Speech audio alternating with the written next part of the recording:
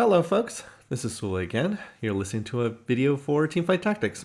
This is taken from a double up game I'm doing together with JDP El Grillo. And in this game, we're going to be taking another look at Annie. Yeah, so we are in, I believe this is the second patch of set 10. Overall, this is a very balanced patch. I'm extremely happy with it. This is the patch we are on for the winter holiday break, so we're on this patch for about a month. And overall, it's a very good patch, as I said. You can play just about anything. Really, there's a lot of different things that are viable, playable. The one thing that I don't like about this patch is that Annie remains very overtuned. She's by far the strongest one-cost unit in a way that's just not particularly balanced. It's the one thing that I wish that they would have tweaked, is that I wish they had knocked down Annie's numbers just a little bit, because it's just a little bit too easy to play her. And if you get an early Annie headliner and you can 3-star her, it's pretty much guaranteed that you're gonna like top 2 or 3 in the lobby. So that's what we're gonna look at in this particular game. As far as the initial portal, I was hoping that we would get Silver Symphony. That's where all the augments are silver. I've been trying to get that in game after game after game. Every time it comes up, I never seem to actually have it picked. But anyway, here's the Annie headliner. I immediately get an Annie, so I'm gonna, as soon as I see that, I was like, all right, well, we're gonna reroll Annie this game.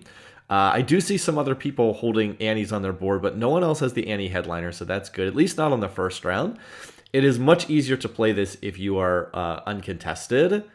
Just a much easier to play the unit. For Annie, you need to get her key items. And in fact, I already have half of her key items. Her 2 key items are a Spear of Shojin, so I have half of that, and Nashor's Tooth. By the way, there's another Annie. That's fantastic. And I'm also able to pick up some Lilias here, which is good because we're going to want to run Superfan. So then I decide I'll just go ahead and pull her component anvils because we ended up getting component anvil. And I'll just need to get either a bow or a tier, but neither one of them is available, which is pretty unfortunate. I was like, oh, there's no bow or tier. The way that the anvils work is you get offered 4 components. There are 8 total components, not counting spatulas, which are the 9th, but there's 4 total components. Or 8 total components, you get 4 of them. So to have neither the tier nor the bow pop up is pretty unlucky. To not get either one of them, pretty unfortunate. Anyway, so I'm looking at what else to pick here. We have a Radiant first augment, which is not what I was hoping for.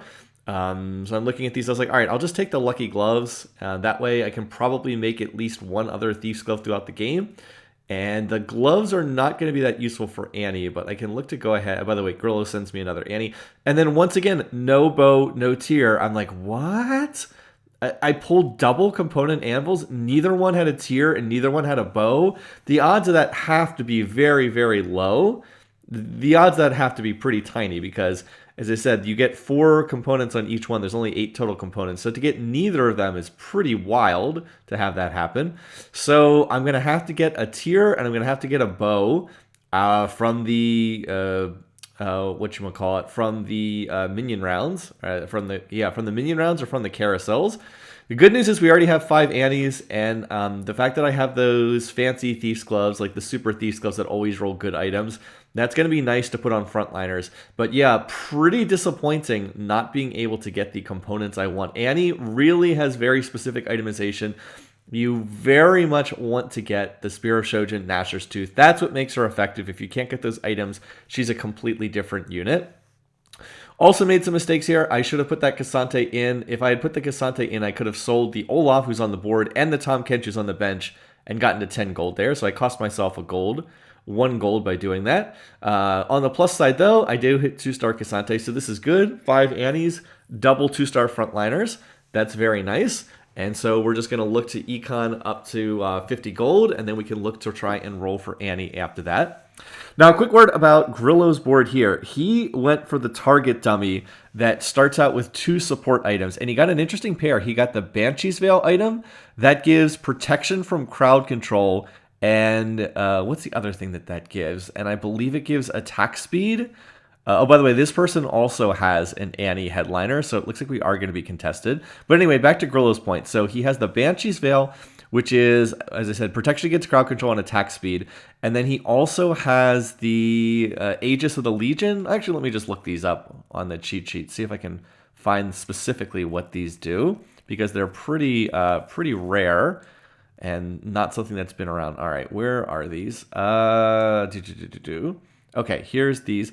Okay, so the Banshee's Veil is, yeah, it's immunity to crowd control and attack speed, and then the other one is Aegis of the Legion, which is also attack speed, but also armor and magic resistance to anyone standing next to the target dummy, and also people behind in the vertical row behind it. So Gorilla was like, what can I do with this target dummy that's going to give protection against crowd control, armor and magic resistance, and a lot of attack speed to whoever stands next to it? And his theory crafting was, you know what, it's probably a good idea to build something that is like a frontline comp. And he was like, you know, I'm going to try to play 6 Moshers. I'm going to try to play through like Jax and Urgot and Gnar, because I think he was able to get a Gnar headliner, but I'd have to check back on that again. Let's see. No, he actually doesn't have a headliner at all in. But he's like, I'm going to play Moshers because these units want to play up on the front lines. The crowd control protection will be really good on them, and the attack speed is going to be really good on them because Moshers innately get Omnivamp, so they'll have innate healing. So that's what he's going to try out, kind of an unconventional board. And I actually would be prefer to show his perspective on this game, but Grillo was not able to record this one, somewhat unfortunately. As far as my game, though, I am now level 4. I put in a Gragas to get Spellweaver trait in. I figured I could have played the Seraphine, but I didn't feel like I needed more damage. I felt that more tankiness was probably helpful here. All right, I was hoping I need to get either a Tear or a Bow on this carousel. Once again, those are the things I need. Unfortunately, the Tear immediately gets snapped up. I've won every round, so I'm going to be last pick. Hopefully, I can get that Bow, which is still hanging out there. Come on, nobody wants this Bow, right? And there's the Bow, but it gets stolen at the last second. I was like, are you kidding me?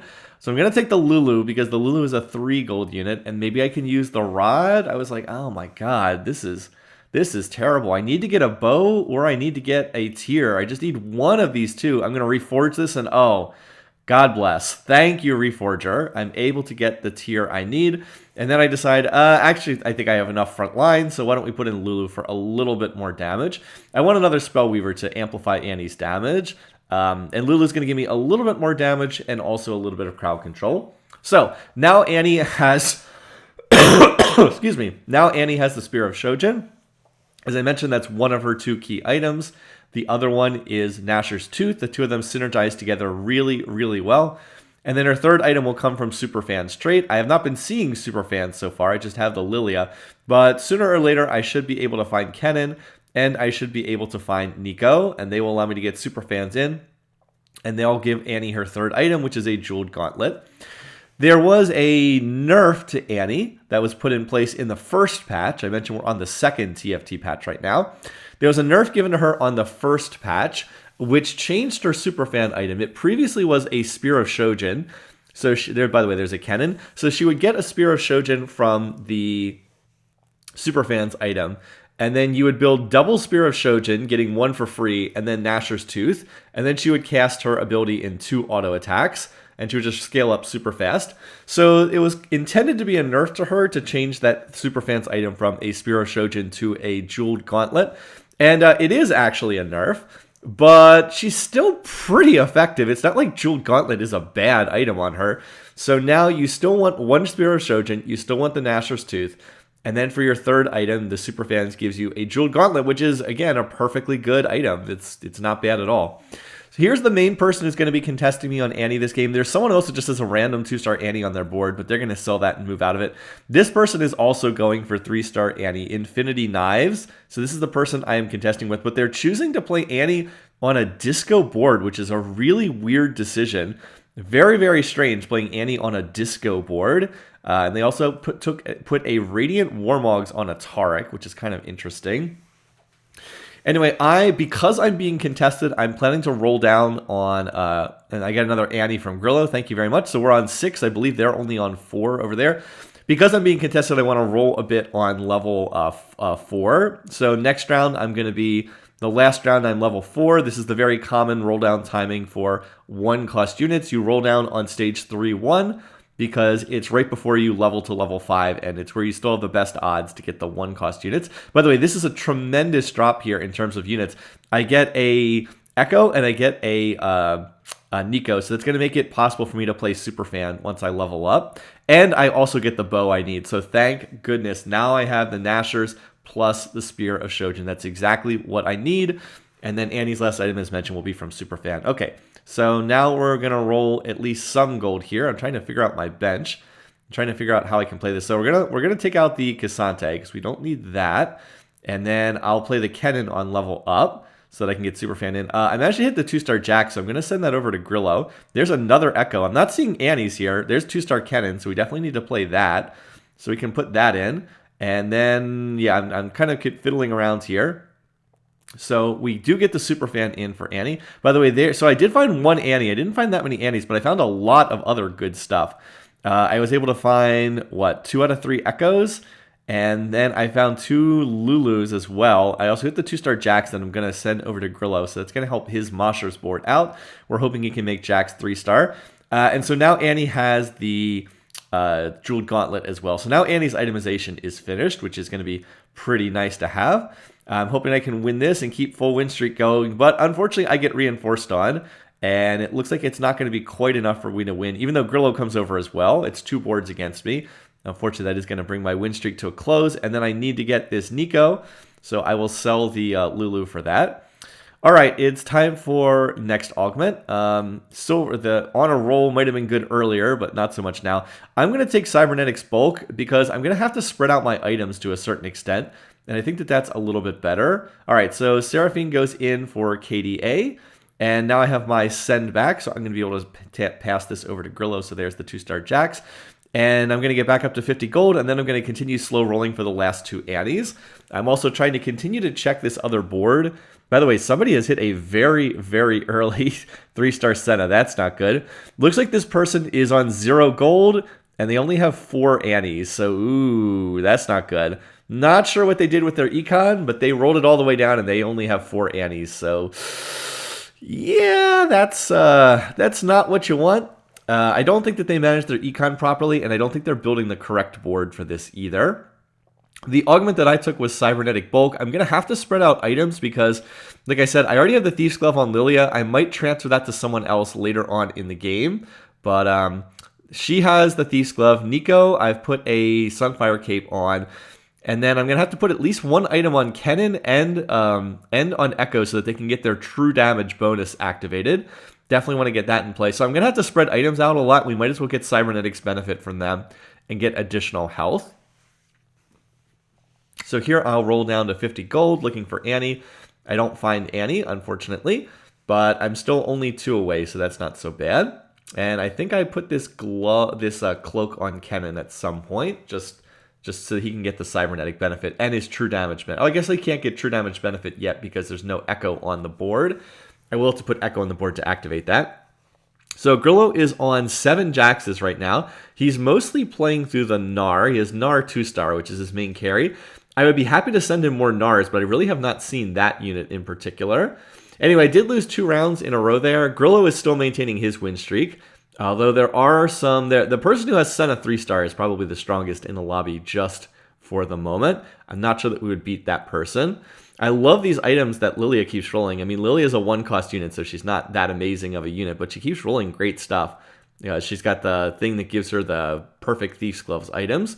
All right, this person already has a Kali, and but we're still going to be able to beat their board anyway without too much trouble. All right. Time for another carousel here. I would love to get some gloves because remember I have the super Thief's Gloves. I'd love to just get some more gloves and make another Thief's Glove. So my top pick here was to try to get the Echo. That would be Echo 2-star and it would give me a glove, which would be really nice.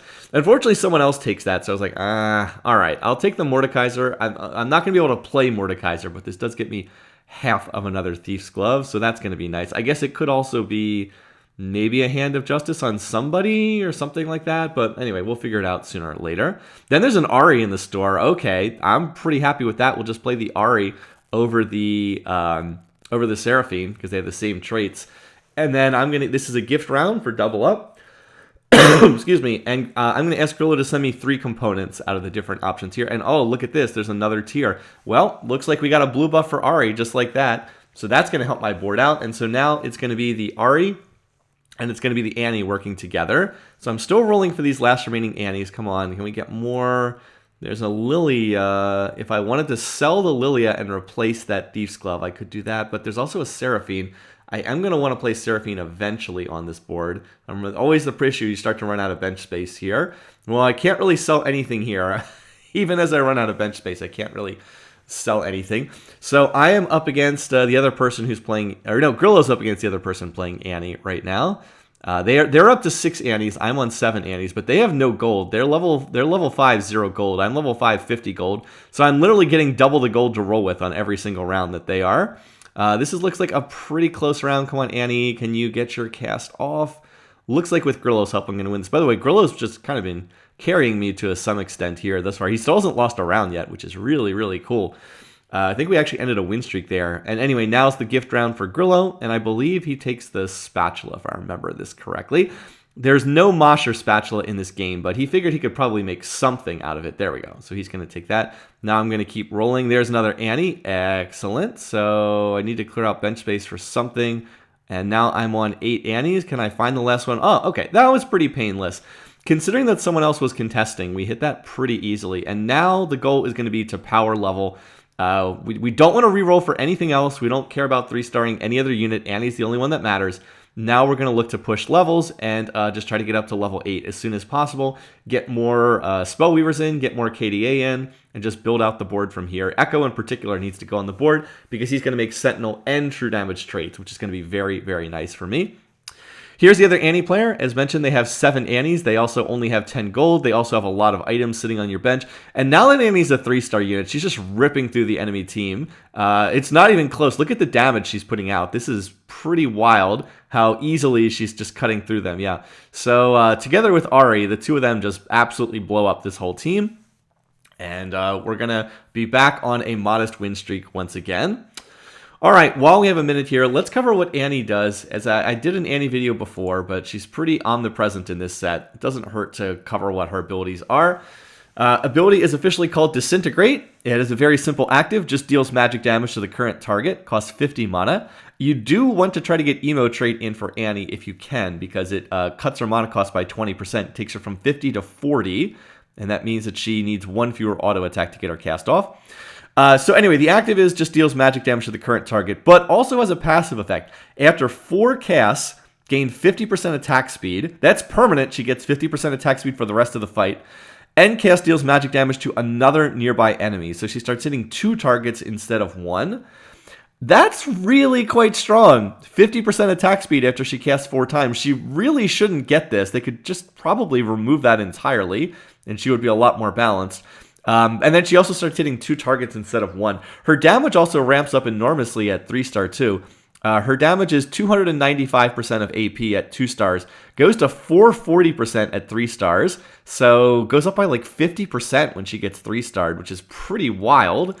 Anyway, so we're into another round here. I just put the Echo on the board. And yeah, now I have the 4 Spellweaver, 3 Superfan, 3 KDA, 2 Guardian, 2 Sentinel, True Damage.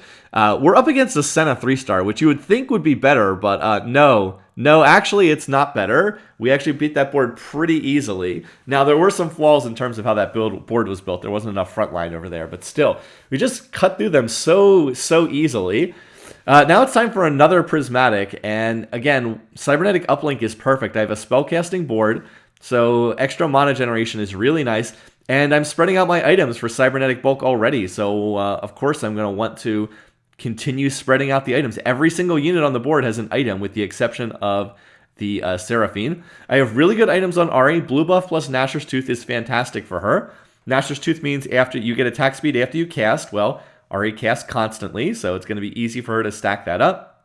And that's why Annie wants the Spear of Shojin plus the Gnasher's Tooth. Again, it gives her attack speed after she casts, so she can get her next cast off faster. Once she gets to 4 casts, she gets 50% attack speed and starts hitting 2 targets in the fights. So yeah, it's we kind of have everything that we need right now, and we're just power leveling at this point. I want to get up to RE 3-star would be nice. I'm not going to get up to that. I'd like to get up to RE 2-star. Biggest issue is my front line is still pretty sketchy. I have 1-star Nico, 1-star Echo, and then I have a Lilia and a Kennen. But that's where the Cybernetic Bulk from my augments is really helping a lot. I'm getting what is it? I think about 450 health from the two of them. The double cybernetics are giving, yeah, like about 400 health to all of them. Plus, they get the extra mana generation. By the way, another Ari here. This is kind of a disgusting assortment of riches here. I am also on 4 pairs, so I was asking Grillo to keep an eye out for Echo or Nico, or Echo or Nico, because I had both of them, and he was able to find a Nico to send over to me. As far as what I'm looking for him, I'm still holding on to, I think I still have a 1-star Urgot. I'm trying to find more Urgots. Doesn't feel worthwhile to use a send just for a 1-star Urgot. We're trying to see if we can maybe find 2 more. He's also still on 7 Jaxes, so I'm keeping an eye out for Jaxes as well. And then I think Set's the other unit that we wouldn't mind finding. But yeah, in these fights, I mean, just watch Annie in these fights. So she's a little slow to initially get ramped up because she has to get that 4th cast off. But as soon as she gets the 4th cast off, she just, like, her attack speed goes up by that enormous amount, and she starts hitting 2 targets with her bolts instead. And those bolts are doing insane damage. I mean, she's hitting for like 1,000 damage on her primary cast. The other thing that's helping here is Spellweaver trait. I have 5 Spellweaver in, and even though Annie got a minor nerf to her Superfan item, Spellweaver trait was actually buffed in the most recent patch. They changed it so that Spellweaver 5, you gain 2 AP per cast instead of 1. It was previously Spellweavers gain 1 AP per cast, but now it's at 5 Spellweavers gain 2 AP per cast, and that applies to all Spellweavers on the board. So every time Ari casts, every time Annie casts, every time that, like, every time Seraphine casts, all of the Spellweavers gain 2 AP. So yeah, that's pretty nice. Here, I, of course, want another glove. That's going to allow me to make another lucky glove, even though it's on a 1 gold Lilia. It's a little unfortunate, but now I'm going to have double lucky gloves on my frontliners. It's kind of interesting. So I've been building the lucky gloves on the frontliners in this game, not the backliners, which is kind of interesting. I've been building, like, actual items on my carries in the backline while relying on the lucky gloves in the frontline, but it seems to be working out pretty well. Now Echo's going to roll perfect items or very good items every round, just like Lilia is going to roll very good items every single round. And Echo now also has the full bling bonus. I guess he technically already had that, but he's going to get the full bling bonus. And yeah, we're just on a big win streak, on 6 wins in a row, just kind of cruising here. There is someone who has a Zephyr, so I'm trying to make sure Annie does not get Zephyred by that player, but I ended up not hitting them. I hit this person who's playing Ezreal instead. They have level up augment. They have level up augment and +1 unit, which are pretty nice augments, but neither one actually gives you combat power. So they really should try to be, they honestly should try to be level 9. If you're going to run level up augment, you really want to be level 9, not level 8. But it looks like they're just running out of health before they can get there in this game. So yeah, we're just still win streaking here, or I'm still win streaking. I guess Grillo's win streak did finally come to an end, but he's in a really strong position as well. I can't remember if he's hit the 3-star Gnar yet, but I think he's getting pretty close. I'm planning on just playing another Spellweaver not another Spellweaver, planning on playing another KDA unit when I hit level 8. And yeah, so this other person did finally hit the Annie 3-star, the person who was contesting me. They took Hedge Fund, though, so they got no combat power from their Prismatic Augment there. The last one. Yeah, here they are. So how does my Annie match up to theirs? This is the Disco Annie. Again, you do not want to play Annie on a disco board. There's no synergy there whatsoever. Yeah, I wouldn't say it's going especially well. Looks like this was pretty one-sided. So that was how not to build an Annie board, was the disco setup. Yeah, it looks like Grillo did manage to hit 3-star Gnar. I'm still trying to get that 1 additional Urgot to send over him. So yeah, Disco Annie, not it. That person doesn't have enough frontline for their board, and they just got absolutely torn to shreds, unfortunately for them. All right, so now I will put... Oh, I need to put in another unit. I actually don't have another unit to put in. I think I put in another Ari for the time being, but I can definitely find something better than this. An emo unit would probably be the best choice here. So if I could find an emo unit just to activate that trait, that's probably best. Alternately, another KDA unit for 5 KDA. That's not so bad either. I am planning on rolling down a little bit. I would like to hit Echo 2-star, and I'd like to try to hit RA 2-star before I try to go level 9. There's also Lulu here, so I pick up the Lulus as well. And let's see, we're going to have an item anvil. I'm going to take the tier here. Masher Poppy is actually kind of interesting. So I'm going to have to figure out what I want to do with these items. I decide I'll put in the Lulu because she will help generate mana for the board as well. And now I've got to figure out what to do with these items. I was like, out of these, let's see. I do need one more item for Ari. She already has a blue buff, so she doesn't need like Spear of Shojin or something like that. We can see, 2-star Urgot. We'll send that over to Grillo's board. Hopefully he can make the 3-star Urgot. That would be nice. Alawi's interesting. Now, normally you would just swap into Alawi here, but I'm not sure how I would get Alawi on the board. I kind of need all these interlocking various synergies I have. So anyway, I'm going to go ahead and make the Giant Slayer for the Ari. I think that that's the best thing I can do there, and a Redemption for the front line. And I'm satisfied with those items. With all of my tank units standing next to each other, the Redemption is going to have very good value, that additional health regeneration. There's other stuff I could have preferred more. Like I would have probably, most perfect would have been like a Gunblade for Ari, but I'm pretty satisfied with what I have here. You can see no one's really getting through the front lines kind of at all. Just kind of still hanging out here. And I still do have a bunch of pairs, so I'm trying to hit some of these pairs. So I'm going to hit Lulu 2-star, which is kind of interesting. Not really the unit I need, but she will give some additional mana to Annie by standing next to her. Here I'm going to get the Component Anvil. I get a Component Anvil and a Spatula in the gift round from Grillo. I was actually looking to make KDA, but I actually misremembered the recipe.